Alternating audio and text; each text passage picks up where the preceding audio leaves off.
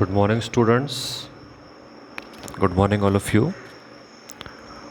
आज हम यहाँ क्लास 10th के सोशल साइंस के बारे में बात कर रहे हैं और सोशल साइंस का आज जो फर्स्ट चैप्टर है रिसोर्सेज ऑफ इंडिया फर्स्ट उसके बारे में बात करेंगे। हम इस चैप्टर के बारे में बात करने से पहले ये जान लें कि सोशल साइंस है क्या। देखिए, क्लास 6 से लेकर 9 तक आप जो है सोशल साइंस के बारे में काफ़ी कुछ पढ़कर या समझकर जानकर आए हैं, लेकिन थोड़ी सी बात और मैं आपको कर लेता हूँ कि सोशल साइंस का मतलब क्या। यहाँ पर दो बातें हैं, सोशल एंड साइंस।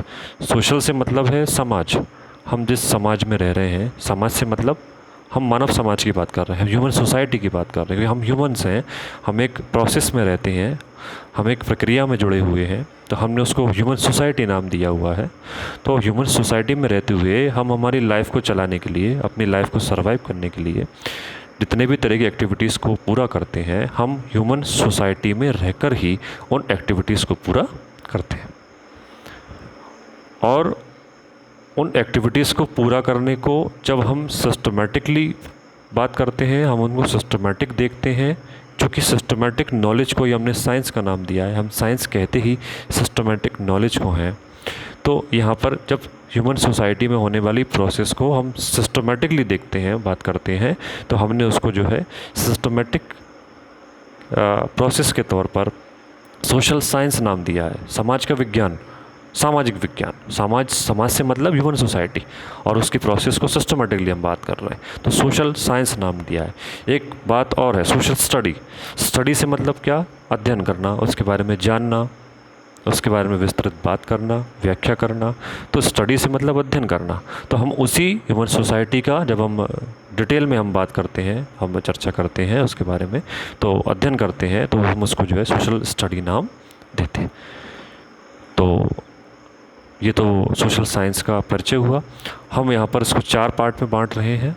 हमारे 10th के सिलेबस में इसको 4 पार्ट में बांटा गया है। पहला है ज्योग्राफी, सेकंड है हिस्ट्री, थर्ड है सिविक्स एंड फोर्थ है इकोनॉमिक्स। और यहाँ ज्योग्राफी का पहला पार्ट जो है दिया हुआ है रिसोर्सेज ऑफ इंडिया के नाम से। यहाँ पर 4 जो है मेन थिंग्स हमें दी गई हैं, soil, water, forest and wild life.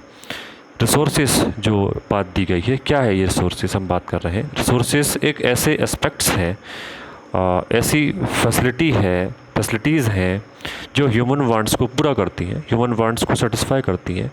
भाई, ऐसी वस्तुएं जो हमारे जीवन को चलाने के लिए ज़रूरी होती हैं और हम उनको इस्तेमाल करके अपनी आवश्यकताओं की पूर्ति करते हैं, हम उनको संसाधन कहते हैं, जिन्हें हम रिसोर्स कह रहे हैं। और ये कई तरह से हमारी जीवन की सभी तरह की समस्याओं को दूर करने में हमारी सहयोगी होती हैं, इसलिए हमने उनको संसाधन, रिसोर्सेज नाम दिया है। क्यों? क्योंकि रिसोर्सेज जो हैं ह्यूमन लाइफ को सिंपल बनाते हैं, हैप्पी बनाते हैं, खुशनुमा बनाते हैं।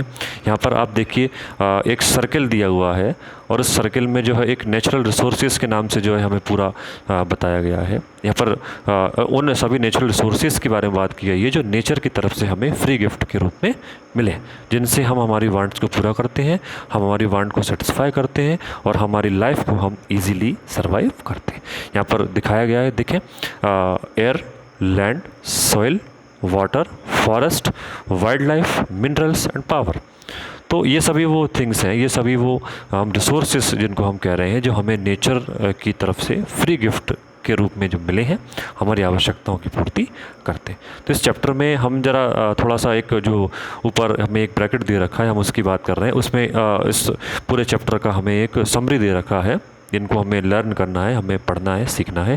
पहला जो पॉइंट दिया गया है वो दिया हुआ है रिसोर्स। उसका मीनिंग हम पढ़ेंगे, यहाँ पर इंपॉर्टेंस की बात करेंगे, उसके टाइप्स की बात करेंगे, हम सॉइल की बात करेंगे, सॉइल फॉर्मेशन है, फिर हम उसके डिस्ट्रीब्यूशन की बात करेंगे, कंजर्वेशन की बात करेंगे, वाटर सोर्सेज की बात करेंगे, उसके टाइप्स की बात करेंगे, डिस्ट्रीब्यूशन, कंजर्वेशन की बात करेंगे, फॉरेस्ट की बात करेंगे, क्या उपयोगिताएँ हैं, यूटिलिटी हैं, और वाइल्ड लाइफ के बारे में हम बात करेंगे पूरा। तो हम यहाँ पर रिसोर्सेज और उससे जुड़ी हुई हर चीज़ों के बारे में बात कर रहे थे, क्योंकि पहले पार्ट में हमें ये चारों जो बातें हैं रिसोर्सेज में, सॉइल, वाटर, फॉरेस्ट्री एंड उससे जुड़ी हुई जो वाइल्ड लाइफ है, हम उसके बारे में जो है बात करेंगे। रिसोर्सेज के बारे में हमें ये बात याद रखना है कि वो वस्तुएं जो हमारी वांट्स को पूरा करती हैं, जो कि हम जिनको हम हमारी लाइफ को चलाने के लिए इस्तेमाल करते हैं, हमने उन्हें जो है रिसोर्सेज नाम दिया हुआ है। एंड नेचुरल रिसोर्सेज में वो सभी वस्तुएं हैं जो हमारी किसी न किसी तरह से आवश्यकताओं की पूर्ति करती है। यहाँ पर हम देखेंगे जो पैरा दिया हुआ है उसमें बताया गया है कि ये कई तरह से हमारी प्रॉब्लम्स को सॉल्व करती हैं, हम इनको रिसोर्सेज कहते हैं। For example water is resource as it is used for drinking, irrigation, cleaning purposes and cooking. तो हम कई तरह से जो है इस्तेमाल करते हैं। हमने पानी का उदाहरण लिया, वाटर का उदाहरण लिया, यहाँ पर एग्जाम्पल लिया, तो ये कई तरह से इस्तेमाल हो रहा है। तो हम इस बात को देखकर या समझकर ये जान सकते हैं कि किस तरह से जो है वाटर, जो कि एक नेचुरल रिसोर्स है, वो हमारी तमाम तरह की मैनी टाइप्स ऑफ जो नीड्स हैं, ह्यूमन नीड्स हैं, उनको जो है पूरा करता है। इसलिए हमने उसको जो है रिसोर्स नाम दिया है, क्योंकि हम जानते हैं कि वाटर एक ऐसा रिसोर्स है जो हमें नेचर के माध्यम से, नेचर के द्वारा हमें प्राप्त होता है, मिलता है। तो हमने उसे जो है नेचुरल रिसोर्स नाम दिया है। और इसके बाद हम देख रहे हैं यहाँ पर कई तरह की बातें दे रखी हैं। रिसोर्सेज को, ह्यूमन लाइफ को सिंपल बताया गया है, खुशनुमा बताया गया है। यहाँ पर बताया गया है कि पुराने समय की हम जब बात कर रहे हैं, एंशियंट एज की हम जब बात कर रहे हैं, प्रिमिटिव जो मैन है, हम कह रहे हैं कि पुराने समय के जो लोग हैं पुराने ज़माने में, तो दिया गया है was completely dependent on nature. वो पूरी तरीके से जो है नेचर पर डिपेंड होते थे, और वो नेचर से मिलने वाले जो एलिमेंट्स हैं, जो वस्तुएँ हैं, उनको जो है पूरी तरीके से बुद्धिमानी से इस्तेमाल करते थे। जैसे हम पानी की ही बात कर रहे हैं, तो भाई पुराने ज़माने में भी पानी के बहुत सारे संसाधन थे, लेकिन बहुत सारे संसाधन होने के बाद भी उन रिसोर्सेज को सिर्फ अपनी आवश्यकताओं के अनुसार ही इस्तेमाल किया जाता था, ना कि वेस्ट किया जाता था।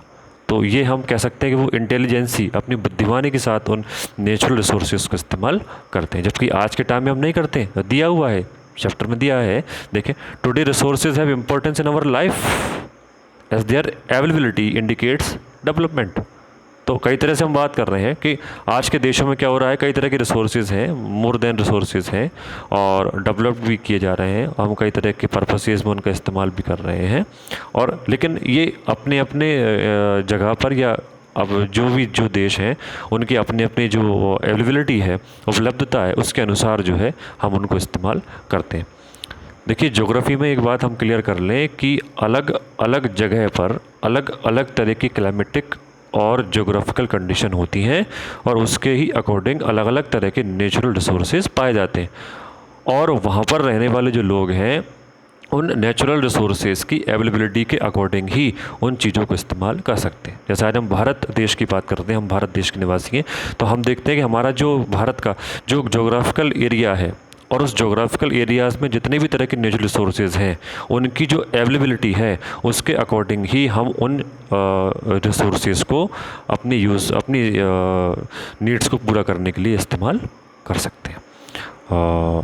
एंड इसमें जो है बताया गया है कि हम उनके बारे में इंटेलिजेंसी के बारे में बात करते हैं, स्किल्स के बारे में बात करते हैं, टेक्निकल नॉलेज के बारे में बात करते हैं।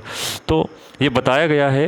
हम अगर इस पूरी बात को जो है कंक्लूज़न के तौर पर ले लें कि नेचुरल रिसोर्सेज एक ऐसे रिसोर्सेज हैं जो नेचर हमें प्रोवाइड करती है, और हमारे आवश्यकताओं की पूर्ति करती है। ये हमारे लिए यूज़फुल होती है, और हमारे लाइफ को जो है सर्वाइव करने, हमारे लाइफ को चलाने के लिए बहुत ज़्यादा इम्पोर्टेंस रखती है। Okay, thank you.